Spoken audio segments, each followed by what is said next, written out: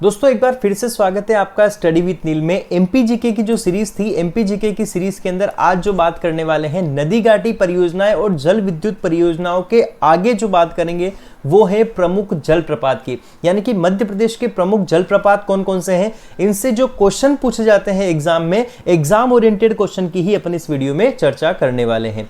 चलिए शुरू करते हैं आज का वीडियो बिना किसी देरी से। सबसे पहले बात करेंगे दोस्तों मध्य प्रदेश के जो प्रमुख जलप्रपात हैं उनमें सबसे महत्वपूर्ण जलप्रपात यानी कि चचाई जलप्रपात की।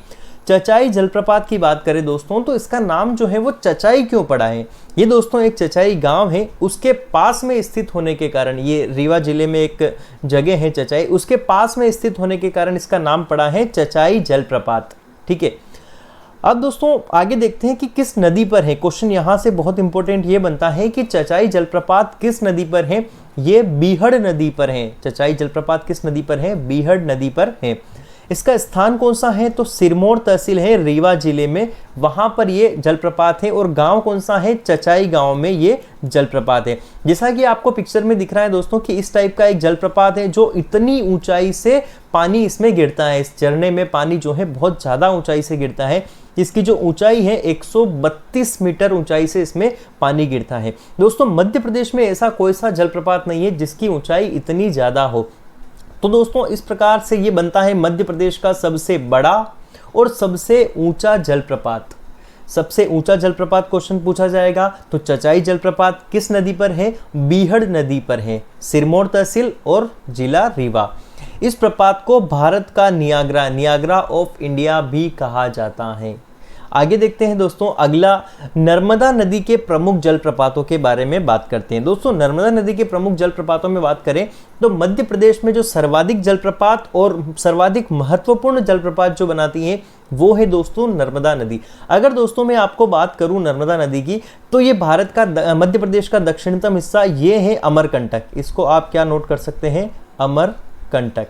दोस्तों अमरकंटक से आपको पता है नर्मदा नदी निकलती है और नर्मदा नदी निकलने के साथ ही वो पश्चिम से पूर्व की ओर ऐसे बहेगी। जब ये नर्मदा नदी इस टाइप से बहेगी, पूर्व से पश्चिम की ओर बहेगी, नर्मदा नदी और ताप्ती नदी पूर्व से पश्चिम की ओर बहती है। तो जब ये पूर्व से पश्चिम की ओर बहती है तो अपने अमरकंटक से ये बहती हुई कहाँ चली जाती है, ये मध्य प्रदेश की सीमा को पार करके ये गुजरात में चली जाती है और अरब सागर में गिर जाती है।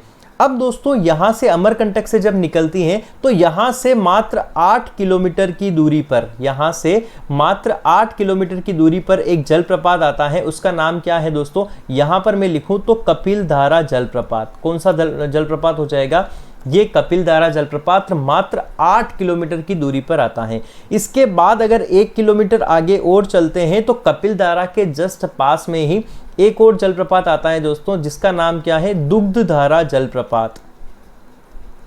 दुग्धधारा जलप्रपात, क्लियर है। अब दो जलप्रपात तो ये कहां हो गए, अमरकंटक के अंदर ही हो गए। ठीक है, अब इससे थोड़ा सा और आगे चलते हैं तो जगह आती है दोस्तों जबलपुर। जबलपुर जिले के एक स्थान है, आपने नाम सुना होगा, संगमरमर के लिए प्रसिद्ध है, भेड़ाघाट। तो भेड़ाघाट में जो जलप्रपात आता है जिसे कहा जाता है धुआंधार जलप्रपात। धुआंधार जलप्रपात, ठीक है। तो दोस्तों ये जो धुआंधार जलप्रपात है इसका पानी धुएं के समान दिखता है। ये इस संगमरमर की सफेद जो दूधिया चट्टानों से टकराता है तो इसका जो कलर है वो धुएं के समान सफेद सफेद दिखाई देने लगता है, तो इस कारण इसे कहा जाता है धुआंधार जलप्रपात। यहां से और आगे चलते हैं दोस्तों तो खंडवा में फिर आ जाएगा मांधाता जलप्रपात। ठीक है, फिर आगे चलते हैं दोस्तों तो यहां पर खरगोन जिले में एक जगह आएगी जो आपने सुनी होगी, महेश्वर।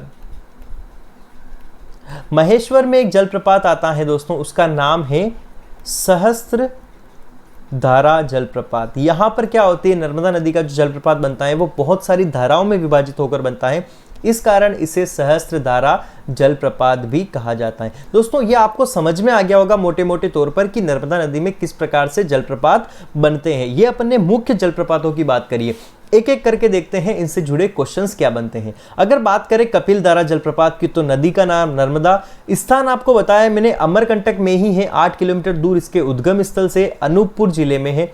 इसकी ऊंचाई पूछी जाती है तो जो कपिलधारा जलप्रपात है उसकी ऊंचाई कितनी है, 15 किलोमीटर इसकी ऊंचाई है। इतनी ऊंचाई से ये पानी इसमें गिरता है।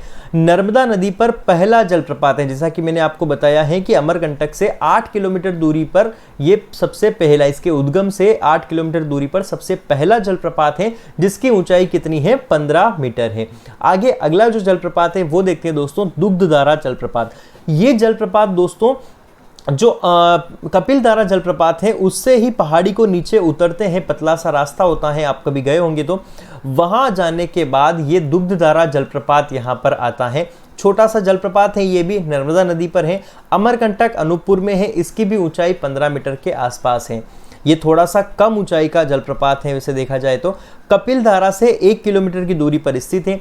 यहाँ पर ऋषि दुर्वासा ने तपस्या की थी, इस कारण इसे दुग्धधारा के नाम से जाना जाता है। दोस्तों दूसरी बात यह है कि यहाँ पर जब दुग्धधारा जलप्रपात है, इसके पास में ही एक गुफा है, चट्टानों में बनी हुई एक गुफा है जो ऋषि दुर्वासा की गुफा है, जहां पर वो तपस्या किया करते थे। और वहां पर उनकी एक छोटी सी मूर्ति भी बनी हुई है अंदर की तरफ, गुफा के अंदर की तरफ। अगला जलप्रपात देखते हैं दोस्तों, धुआंधार जलप्रपात। सबसे इंपॉर्टेंट जलप्रपात है धुआंधार जलप्रपात। नर्मदा नदी पर है, भेड़ाघाट जबलपुर में ये स्थित है। इसकी जो ऊंचाई है वो है दोस्तों 18 मीटर। भेड़ाघाट पर नर्मदा नदी की संगमरमर की चट्टानों से होकर गुजरती है। ये आपको ध्यान रखना है कि यहाँ पर जो चट्टानें हैं वो कौन सी मिलती हैं, संगमरमर की चट्टानें, यूनिक चट्टानें होती हैं जिनसे ताजमहल बना हुआ है, वो चट्टानें यहाँ पर मिलती हैं। चलिए आगे देखते हैं दोस्तों, मांधाता या मांधार जलप्रपात भी जिसे कहा जाता है, खरगोन जिले में है, स्थान बड़वा, खरगोन जिले में नर्मदा नदी पर 12 मीटर ऊंचा ये एक जलप्रपात है। आगे देखते हैं दोस्तों सहस्त्रधारा जलप्रपात की। तो सहस्त्रधारा जलप्रपात जो है महेश्वर जिले में है, खरगोन जिले के महेश्वर में है। इसकी जो ऊंचाई है वो है 8 मीटर। इसके बारे में भी अपन शुरुआत में चर्चा कर चुके हैं। अब दोस्तों देखते हैं चंबल नदी के प्रमुख जलप्रपात कौन कौन से हैं। चंबल नदी पर एक चूलिया जलप्रपात है। वैसे ये मध्य प्रदेश में तो नहीं है, ये जलप्रपात पड़ता है दोस्तों राजस्थान के अंदर। लेकिन दोस्तों इस जलप्रपात के बारे में बात करें तो इसका स्थान है भैंसरोडगढ़, राजस्थान में है। 18 मीटर ऊंचा, बहुत ही विहंगम दृश्य वाला एक जलप्रपात है और दिखने में बहुत ज़्यादा सुंदर जलप्रपात है। इसका नाम है चूलिया जलप्रपात। ये किस नदी पर है दोस्तों, तो ये चंबल नदी पर जलप्रपात है। अगला देख लेते हैं पाताल पानी जलप्रपात। दोस्तों पाताल पानी जलप्रपात चंबल नदी पर है, जहां से चंबल नदी का उद्गम होता है वहीं से कुछ दूरी पर ही महू इंदौर में ये जलप्रपात है, जिसे क्या कहा जाता है, पाताल पानी जलप्रपात कहा जाता है। यहाँ पाताल हो जाएगा, ये पाताल पानी जलप्रपात हो जाएगा। नेक्स्ट है दोस्तों जाड़ीदाहा या जाड़ी दोहा जलप्रपात जिसे कहा जाता है, चंबल नदी पर है। ये इंदौर जिले में ही जाड़ी दोहा जलप्रपात स्थित है। अगले जो है जलप्रपात की बात करें दोस्तों तो डचेस जलप्रपात, ठीक है। अब ये जो डचेस जलप्रपात है दोस्तों ये तवा नदी पर है और पर्वतीय सतपुड़ा पर्वत श्रेणियों से निकलता है। मतलब इसके पास में तवा नदी लगती है। वैसे ये तवा नदी पर नहीं है, क्योंकि तवा नदी के जो पास में ही जो पर्वत पहाड़ियां हैं वहां से इनका पानी जो बहता है, उन पानी से जो बहते हुए पानी है पर्वतों से, सतपुड़ा पर्वत श्रेणियों से, वहीं पर ये कुछ ऊंचाई से गिरने पर ये जलप्रपात बना देती है, जिससे डचेस फॉल या डचेस जलप्रपात कहा जाता है। आप कभी पचमढ़ी में गए होंगे तो आपको Duchess fall, Apsara fall, B fall, silver fall, इन सब में आपने घूमा होगा और वहां पर आप इनका अनुभव लिया होगा। तो दोस्तों ये सारे जलप्रपात पचमढ़ी में ही हैं। इसके बारे में बात कर लेते हैं। पर्वतों से निकलकर पानी जो आता है, नदियों का विशेष जल नहीं है, जो छोटे छोटे नाले हैं उनसे पानी जो निकलता है, उनसे जो झरना बनता है उसे कहा जाता है पर्वतीय जलप्रपात। तो डचेस फॉल भी ऐसा ही है, पचमढ़ी में है। साथ ही अप्सरा फॉल की बात की जाए, अप्सरा जलप्रपात की बात की जाए दोस्तों, तो ये भी पर्वतीय जलप्रपात है। सतपुड़ा पर्वत श्रेणियों से इसका पानी निकलता है और स्थान कौन सा है दोस्तों, इसका पचमढ़ी में है। ऐसे ही दोस्तों रजत फॉल भी है, बी फॉल भी है, जो पर्वतीय है और पचमढ़ी वाले एरिया में ये होता है। अब दोस्तों बात करते हैं बीना नदी के प्रमुख जलप्रपात। बीना नदी में सबसे पहला जलप्रपात आएगा दोस्तों भालकुंड जलप्रपात। बालकुंड जलप्रपात दोस्तों बीना नदी पर है। बीना नदी दोस्तों बेतवा नदी की सहायक नदी है और ये जो जगह है इसका वो है राहतगढ़ सागर में। इसकी ऊंचाई आपको ध्यान रखनी है, 38 मीटर ऊंचा जलप्रपात है।